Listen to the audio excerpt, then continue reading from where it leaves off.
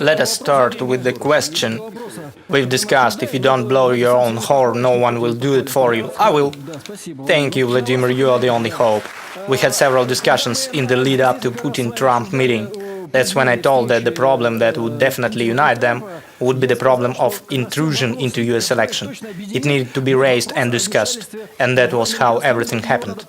Even though some present here were so skeptical, like, no, this question won't be raised at all, in reality that was the question that united them. Trump relies on Putin unconsciously looking for a legitimation and some support from him, as he says. President Putin has stated clearly, and I do believe him. He didn't say it like that, but he made everyone understand that he believed and it was important for him. Sure thing, by the way, because of the real political crisis inside the US, with all the respect to the US president during this press conference, Trump seemed weaker. Because Putin seemed more confident and calm, while Trump had to keep this domestic problem in mind all the time. He was thinking, how would this so-called fake news, it was a brilliant pun, by the way, how would they present all this when he returns to the US? What would they say and what would he answer when he goes back? As he would need a second version of this meeting to be provided for use inside the US. He keeps in mind that it disturbs him from any negotiations and so on. Regarding Putin, in fact, he didn't discuss any domestic policy. Why would he? I don't understand why did he have to discuss any domestic policy during this meeting with Trump. We have tons of problems such as socio-economic and so on, but what does it have to do with this meeting? Did he have to say it as it was trendy? Was it because Trump did so? Did he need to be like Trump did it and so will I? No, because Boris Borisovich got used to the fact that when he was at power, they went to Washington to report, and now he doesn't understand how anyone can go without it. Right. By the way, Karen Georgievich, I partly agree with you that it somehow reminds perestroika, yet the difference is that, unfortunately, during perestroika and the following years, the destruction of our national sovereignty was taking place. It was an intentional outer devolving.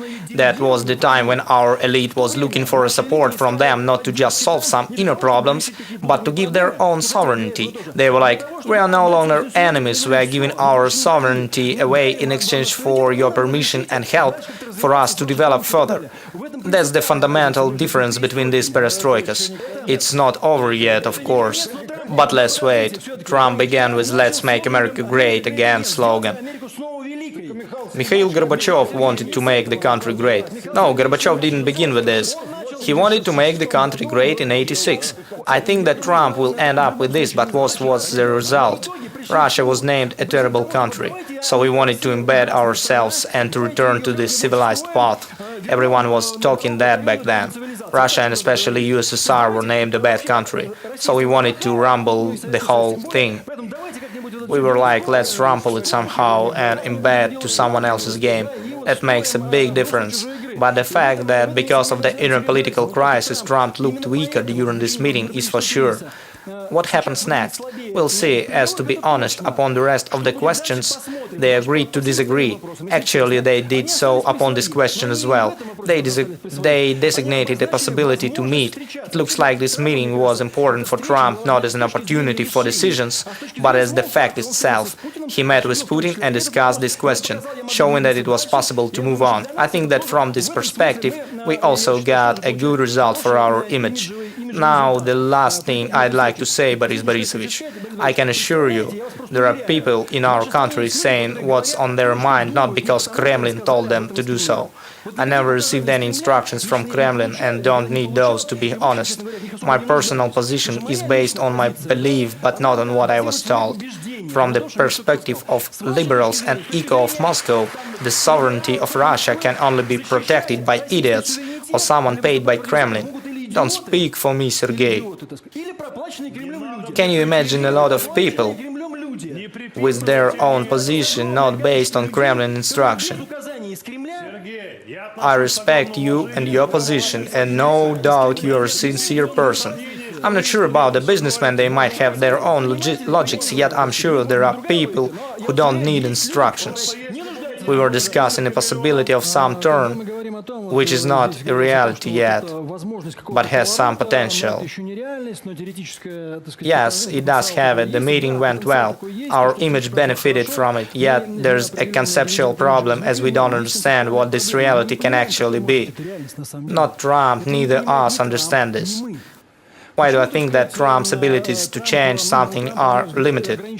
Not only because of the inner political crisis, but also because he doesn't have any conception of what the US and the entire world should become.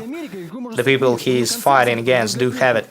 It's clear and was refined during many years. The mechanisms are created and the resources are determined. The goals are clear, while Trump mostly goes in there on a hunch. He's a businessman who took this part of this reality, trying to work with it by means he has. He as a person is not enough for a more global project. He is not a politician of that level. Yes, neither US or Europe or the world will ever be the same again. He has changed a lot. He adjusted the course of history a bit. We've talked of him as of a bull in China show. He turns and he breaks the bookshelf, then goes some chair and so on. Okay, that's good, as we can try to use it. But the problem is that it brings more confusion and chaos, giving us many scenarios, including the negative ones, than a clear conception. His human and political weight is not enough to really create a new picture of the global world. That's what my opinion is. He might be a good businessman with a brilliant instinct, but it's not enough to put the reality upside down. He could use a team, but he doesn't have one. Hold on, please. The problem is that we don't have this vision as well. That's my deep belief. We don't have it as well, as unfortunately till this time we are substantially, despite or with the help of, which is another question, we are still clamped by the reality of 1990. We gave up the foreign policy project, we just did, and it seemed to me that pretending to be obeying the international law is so-so. We can do it for some time, but it isn't effective in reality. It's ineffective and is not some seriously working conception. This makes a serious problem. We are looking for some answer from Trump, hoping that they will tell us something and we'll work with it. Unfortunately, we have our intuition at this approach, but not a conceptual vision. This goes for Trump on the first place. Also, he doesn't have enough resources to fight the establishment that has been enhancing these practices of world domination by centuries. He's short on resources, even though he relies on the significant layer of the US electors. Who are these electors and what can they do? That is the question.